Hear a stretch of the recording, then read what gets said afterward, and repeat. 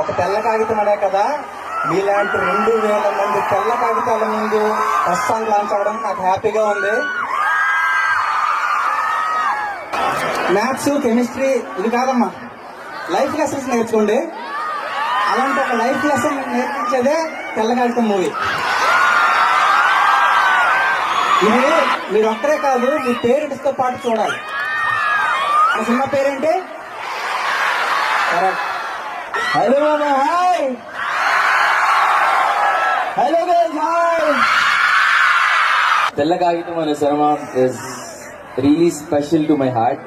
Coat అనే సినిమా చేసిన తర్వాత నేను ఫస్ట్ ఓకే చేసిన సినిమా తెల్ల కాగితం. తెల్ల కాగితం అనే సినిమా ఒక adolescent pure love story, proper love story. 10th నుండి ఇంటర్మీడియట్ సైడ్ లో ఉంటది. మన అందరికి చాలా రిలేటబుల్ అయ్యే కథ.